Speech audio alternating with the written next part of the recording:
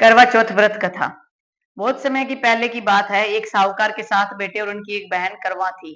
सभी सातों भाई अपनी बहन से बहुत प्यार करते थे, यहाँ तक कि वे पहले उसे खाना खिलाते और बाद में स्वयं खाते थे।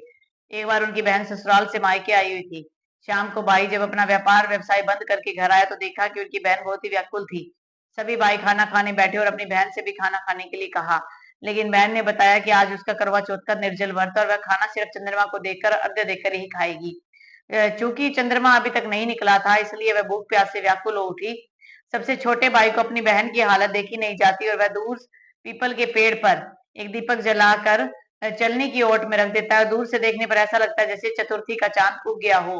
इसके बाद भाई अपनी बहन को बताता है कि चांद निकल गया है, तो मुझसे अर्घ्य देने के बाद भोजन कर सकती हो। बहन खुशी के मारे सीढ़ियों पर चढ़कर चांद को देखती है, उसे अर्घ्य देकर खाना खाने बैठ जाती है। वह पहला टुकड़ा मुंह में डालती है तो उसे छींक आ जाती है, दूसरा टुकड़ा मुंह में डालती है तो उसमें बाल निकल जाता है और तीसरा टुकड़ा मुंह में डालने की कोशिश करती है तो उसके पति की मृत्यु का समाचार उसे मिलता है। वह बौखला जाती है। उसकी भाभी उसे सच्चाई से अवगत कराती है कि उसके साथ ऐसा क्यों हुआ। करवा चौथ का व्रत गलत तरीके से टूटने के कारण देवता उससे नाराज हो गए और ऐसा हुआ है।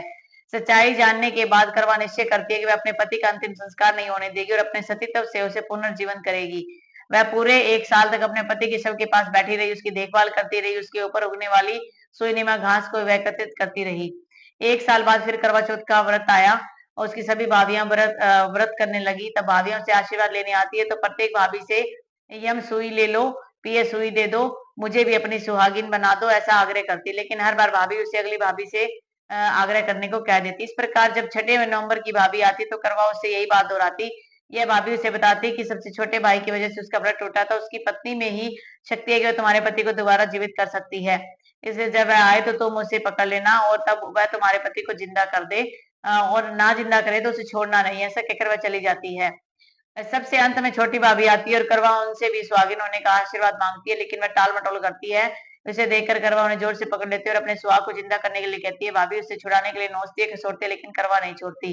अंत में उसकी तपस्या को देखकर भाभी का दिल पिघल जाता है और अपनी छोटी उंगली को चीरकर उसमें से अमृत उसके मुंह में डाल देती है और करवा का पति तुरंत श्री गणेश कहता हुआ उठ बैठता है। और इस प्रकार प्रभु की कृपा से उसकी छोटी भाभी के माध्यम से करवा को अपना सुहाग वापस मिल जाता है। तो हे श्री गणेश, माँ गौरी, जिस प्रकार करवा को आपने चिर सुहाग का आशीर्वाद दिया, वैसा ही आशीर्वाद सभी सुहागिनों को मिले। जय करवा माता। करवा चौथ की कथा के बाद विनायक जी यानी कि गणेश जी की कथा भी जरूर पढ़नी चाहिए। वो कथा इस प्रकार है। एक अंधी बुढ़िया माई के बेटा बहू थे। वे लोग बहुत गरीब थे। बुढ़िया माई रोज गणेश जी की पूजा करती। एक दिन गणेश जी उससे प्रसन्न हुए और बोले कि मुझसे कुछ मांग। तब माई बोली कि मुझे कुछ भी मांगना नहीं आता। तब गणेश जी बोले, तेरे बेटे बहू से पूछ ले। तब तो अपने बेटे से पूछी तो बेटा बोला कि माँ धन मांग ले। बहू से पूछा, उसने कहा पोता मांग ले। तब माई ने सोचा ये दोनों ही अपने मतलब की बात मांग रहे हैं, तो उसने पड़ोसन से पूछा। पड़ोसन बोली कि अरे तू क्यों धन मांगे, क्यों पोता मांगे, कुछ अपने लिए भी मांग ले। अपने लिए दीदा गोडा आंखों घुटने मांग ले। तब घर जाकर माई ने सोचा कि ऐसी चीज मांगनी चाहिए जो बेटे बहू भी राजी हो जाए और उसका मतलब भी हो जाए। दूसरे दिन गणेश जी आए और कहने लगे कि ये माई कुछ मांग। तब बुढ़िया बोली, दीदा गोडा देवे, सोने के कटोरे में पोते को दूध पीता देखूं, अमर सुहाग देवे, निरोगी काया देवे, सभी सुख दे देवे। तब भगवान गणेश जी बोले, माई तूने तो मुझे ठग लिया, सब कुछ तो मांग लिया और कहती थी कुछ मांगना नहीं आता, पर ठीक है, सब ऐसा ही होगा और अंतर ध्यान हो गए। बुढ़िया माई के वैसा ही सब कुछ हो गया।